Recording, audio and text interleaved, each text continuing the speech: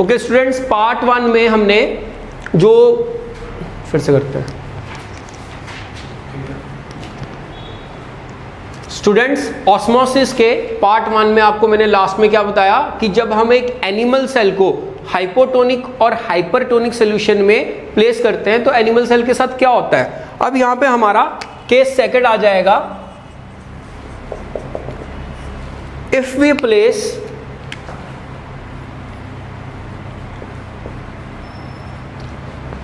a plant cell in same number 1 hypotonic solution. अब आप plant cell को hypotonic solution में प्लेस कर रहे हो तो ये वो सॉल्यूशन आ गया। कौन सा सॉल्यूशन है ये? Hypotonic solution. अब इस हाइपोटोनिक सॉल्यूशन में हमने क्या प्लेस किया है? Plant cell. और प्लांट सेल में क्या होता है? सेल मेम्ब्रेन के बाहर एक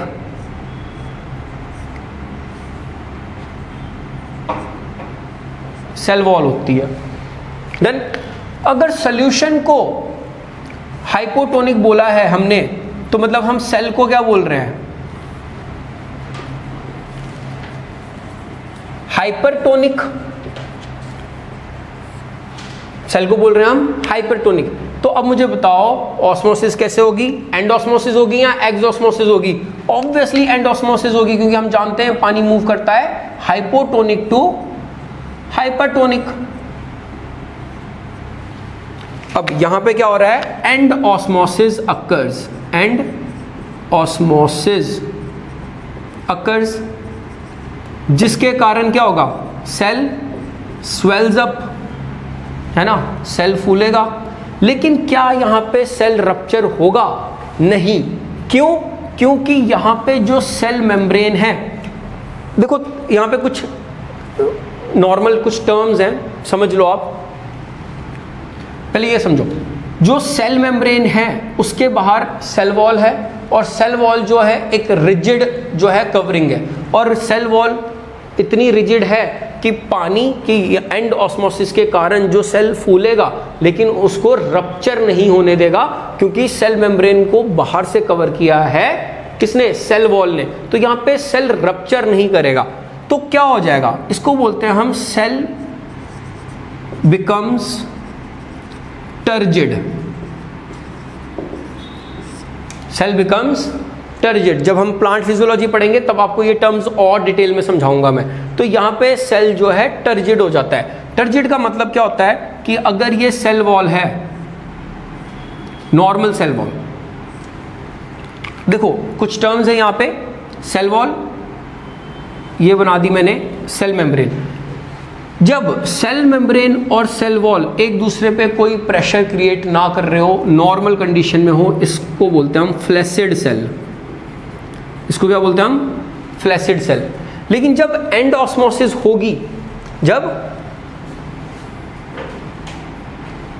एंड ऑस्मोसिस होगी तब क्या होगा? ये सेल मेम्ब्रेन जो है ऐसे प्रेशर क्रिएट करेगी सेल वॉल पे, जिसके कारण जो सेल वॉल है वो हम बोल सकते हैं कि थोड़ा स्वेल अप हो जाएगा। और इस कंडीशन में जो सेल मेम्ब्रेन होती है वो बिल्कुल सेल वॉल के ऐसे साथ होती है और उस पर प्रेशर क्रिएट कर रही होती है एंड ऑस्मोसिस के कारण। इसको बोलते हैं हम टर्जिड सेल। Turgid cell. ठीक है, इतना समझ आ गया। एक और कंडीशन जो आगे होने वाली है मैं आपको यही समझा देता हूं ताकि आपका कंसेप्ट और क्लियर हो जाए। अगर इस सेल में एक्स ऑस्मोसिस हो, एक्स ऑस्मोसिस हो, तो इस सेल के साथ क्या होगा? पहले जब थोड़ा सा पानी बाहर आएगा तो सेल वापस फ्लैसिड कंडीशन में आ जाएगी, है ना। सेल वापस फ्लैसिड कंडीशन में आ जाएगा जब थोड़ा सा पानी बाहर आ जाएगा, फ्लैसिड। लेकिन समझ लो कि अभी भी एग्ज ऑस्मोसिस होती रही, एग्ज ऑस्मोसिस अगर अभी भी होती रही तो क्या हो जाएगा, सेल वॉल तो रिजिड है, सेल वॉल वैसी की वैसी रहेगी, लेकिन जो अंदर का सेल कंटेंट था वो सारा का सारा श्रिंक होके एक ऐसे कोने में आ जाता है, क्योंकि कंटिन्यूअसली सेल के अंदर से पानी बाहर आया है। इस कंडीशन को या इस सेल को हम बोलते हैं प्लाज्मोलाइज्ड सेल, प्लाज्मोलाइज्ड सेल। ठीक है, ये कुछ टर्म्स हैं, याद रखनी है। इन टर्म्स को और ज़्यादा डिटेल में हम जब प्लांट फिजियोलॉजी पढ़ेंगे तब करेंगे। तो सिंपल सी बात है, जब एक नॉर्मल सेल हो जिसमें वाटर की क्वांटिटी एडिक्वेट हो, सेल मेम्ब्रेन कोई भी प्रेशर क्रिएट, ना पॉजिटिव ना नेगेटिव, कोई भी प्रेशर क्रिएट ना कर रही हो सेल वॉल पे, तो इस कंडीशन को हम बोलते हैं फ्लैसिड सेल। उसके बाद जब एंड ऑस्मोसिस होगी, पानी अंदर आएगा, तो सेल मेम्ब्रेन जो है प्रेशर क्रिएट करती है सेल वॉल पे, इस कंडीशन को हम बोलते हैं टर्जिड सेल। लेकिन अगर एक्सऑस्मोसिस हो, एक्सऑस्मोसिस कब होगा, जब इस सेल को हम हाइपरटोनिक सोल्यूशन में डाल देंगे।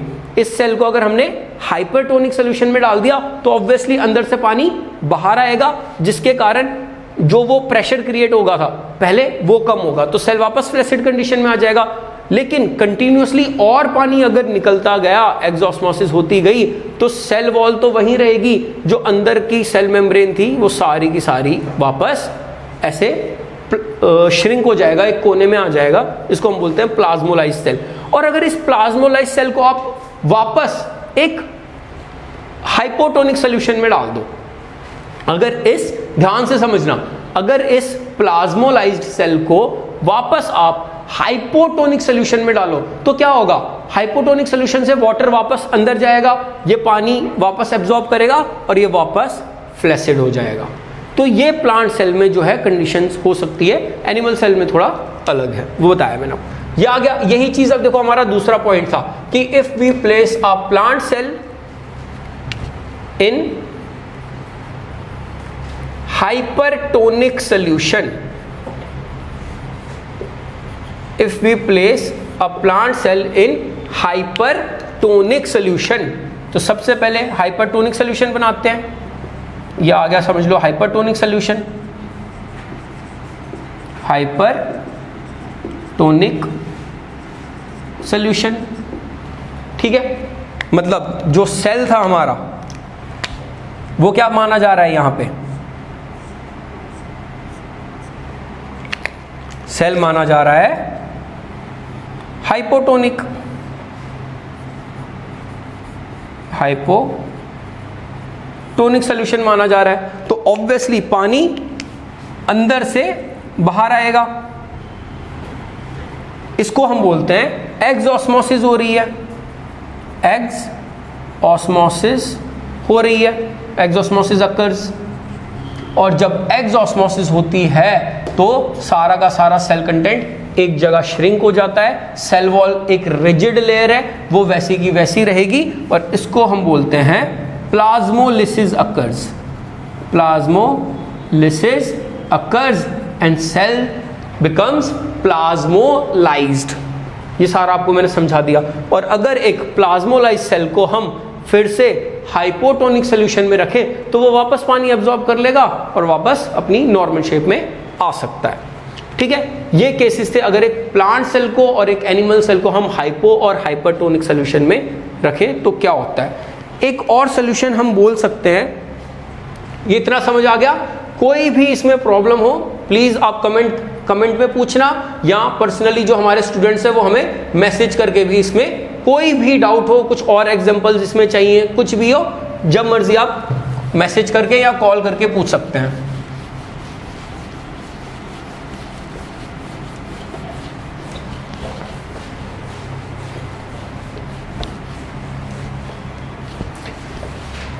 देखो हमने अभी तक दो सॉल्यूशंस की बात की, एक हाइपोटोनिक और एक hypertonic.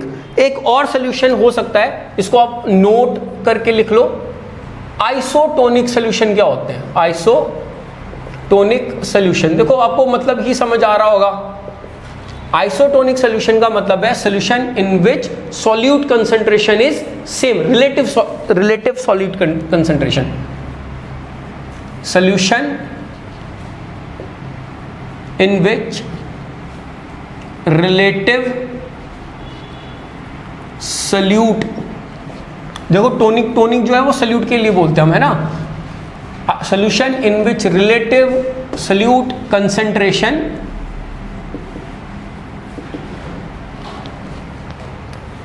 is same for both the solutions, is same for both the solutions. solutions क्या है, पानी और सल्यूट के मिक्सचर को हम solution बोलते हैं, ये आपको पता है सारी चीजें, राइट। अब ये बस इतनी थी। अब मुझे ये बताओ, अगर एक सेल को हमने आइसोटोनिक सोल्यूशन में डाल दिया, चाहे प्लांट सेल को डाला चाहे एनिमल सेल को डाला, एक आइसोटोनिक सोल्यूशन में डाल दिया, तो क्या होगा, पानी की मूवमेंट होगी लेकिन कोई नेट मूवमेंट नहीं होगी, है ना, नो नेट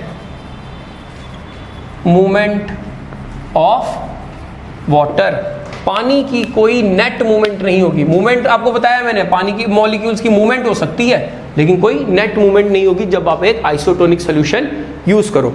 और नीट में, एम्स में काफी बार पूछा गया है कि हमारे एनिमल सेल से रिलेटेड या हमारे एनिमल सेल के अकॉर्डिंग कौन सी कंसंट्रेशन आइसोटोनिक मानी जा सकती है।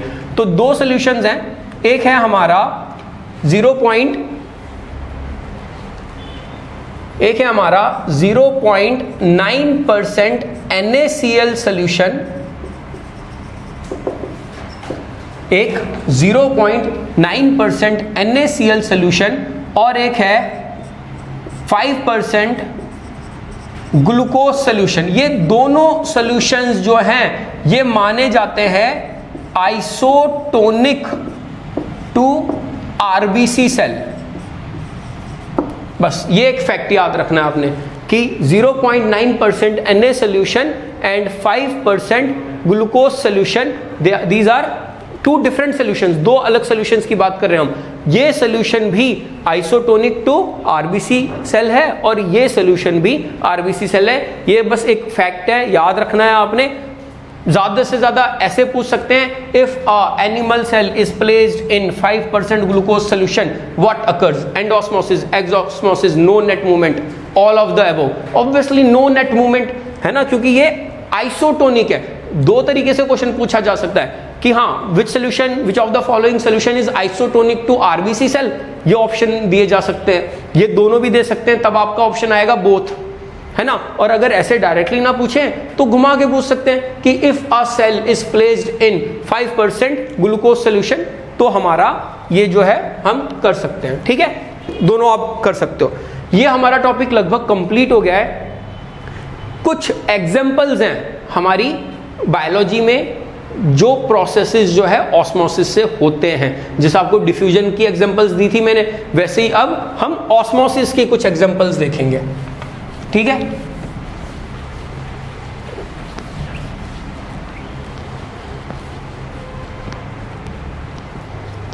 Done. Examples of osmosis, number 1,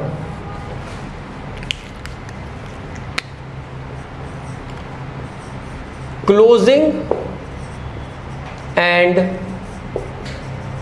opening of stomata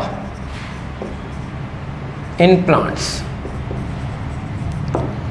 तो प्लांट्स में जो स्टोमेटा है, स्टोमेटा आपको पता है लीफ की बेसिस पे या कहीं और जगह है, कुछ जगह है, बट मेन जो लीफ की लोअर बेसिस है वहां पे ओपनिंग्स होती हैं जहां से सारा गैसियस एक्सचेंज होता है, उनको हम स्टोमेटा कहते हैं। वो स्टोमेटा की ओपनिंग और क्लोजिंग जो है वो ऑस्मोसिस से रिलेटेड है, याद रखना। जब हमारा ऑस्मोसिस होता है,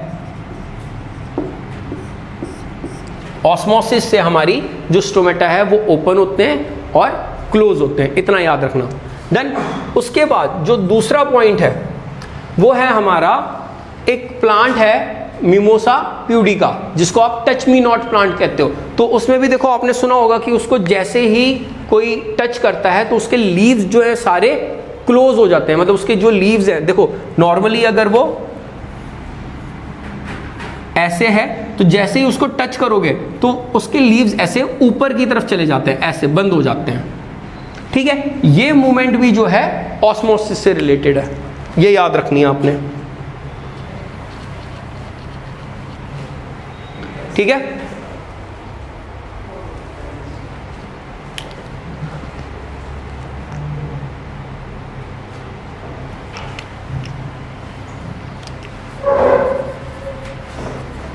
movement of leaves of Mimosa pudica which is touch me not plant, touch me not plant, इसके जो लीफ की मूवमेंट है वो भी टोटली जो है ऑस्मोसिस से रिलेटेड है। ये हो गया। फिर थर्ड नंबर पे हमारा germination of seeds, germination of seeds. जो सीड्स हैं वो जो वाटर एब्जॉर्ब करते हैं और फूलते हैं, उसमें भी हमारा ऑस्मोसिस का रोल है। फोर्थ, ये जो सारी एग्जांपल्स हैं कहीं ना कहीं फ्यूचर में प्लांट फिजियो में और डिटेल में आपको सिखाई जाती है, बस अभी एग्जांपल्स याद कर लो। Absorption of water, absorption of water by root hairs, absorption of water by root hairs from outside to the cortex part। देखो हमारी रूट में क्या होता है, ऐसे रूट हेयर्स होते हैं, फिर यहाँ पे कुछ सेल्स होते हैं, फिर बाद में हमारे जाइलम और फ्लोएम वाला पार्ट आता है। तो ये जो रूट हेयर्स है अंदर वाला पार्ट है, दिस इज कॉल्ड कॉर्टेक्स। तो पानी यहाँ बाहर से रूट हेयर से कॉर्टेक्स वाले पार्ट तक ऑस्मोसिस से आती है, कुछ और प्रोसेसेस भी है बट ऑस्मोसिस का भी रोल है। उसके बाद जो अपवर्ड मूवमेंट है वहाँ पे कुछ और डिफरेंट प्रोसेसेस जो है वो काम करते हैं। बस अभी आप एग्जांपल्स याद करो, इनका कहीं ना कहीं आपका डिटेल्ड जो है आपको समझाया जाएगा, बस अभी याद रखो इसको। Absorption of water by root hair from outside to cortex part जो है ये भी हमारा ऑस्मोसिस से ही होता है। और फाइनली जो हमारी pickle and jam making processes है, जो अचार और जैम बनता है उसमें भी जैम मेकिंग प्रोसेसेस जो हैं इसमें भी ऑस्मोसिस का ही रोल है। क्यों? क्योंकि देखो कोई भी चीज़ है उसमें क्या करते हो आप, जब भी अचार बनाते हो या जैम बनाते हो, नॉर्मली अचार में क्या करते हैं बहुत सारा नमक डाल देते हैं। उससे क्या होता है, जो भी वो खाना होता है उसमें से सारा पानी जो है क्या हो जाएगी, एक्सऑस्मोसिस है ना। देखो कुछ ये मॉलिक्यूल्स है समझ लो, और यहाँ पे आपने बहुत सारा नमक डाल दिया। अब जहाँ नमक डाल दिया ऑब्वियसली वो हाइपरटोनिक हो जाएगा, सेल का अंदर हाइपो हो जाएगा, तो ये खाना क्या करेगा, ये अपना पानी छोड़ देगा, सारा पानी छोड़ देगा, तो अंदर वाटर का कंटेंट मिनिमम हो जाता है। और इसीलिए अचार और जो जैम है, क्योंकि वाटर का कंटेंट नहीं है तो कोई बैक्टीरिया वगैरह जो है इजीली ग्रो नहीं कर पाता। यही रीज़न है कि अचार और जैम जो है जल्दी खराब नहीं होते। तो ये सारे जो प्रोसेसेस हैं ये एग्जाम्पल्स हैं जहां ऑस्मोसिस का कोई ना कोई जो है रोल हम पढ़ते ही हैं। ठीक है, ये था हमारा पैसिव ट्रांसपोर्ट, जिसमें हमने सबसे पहले डिफ्यूजन किया, उसके बाद हमने फैसिलिटेड डिफ्यूजन किया, और फाइनली ऑस्मोसिस जो है मैंने आपको डिटेल में समझा दिया है। ये जो एग्जाम्पल्स हैं इनको बस अभी याद कर लो, इसमें कोई भी डाउट है तो पूछ भी सकते हो। अगर ज़्यादा कुछ इसमें एक्सप्लेनेशन चाहिए तो आगे फ्यूचर में हम इन सब चीज़ों के बारे में कहीं ना कहीं पढ़ेंगे ही। जब प्लांट फिजियोलॉजी आएगी तब इन चीज़ों की कहीं ना कहीं कोई बात होनी ही होनी है। बस अभी इतना याद रख लो कि इन प्रोसेसेस में हमारे ऑस्मोसिस का रोल होता है। ठीक है, थैंक यू सो मच।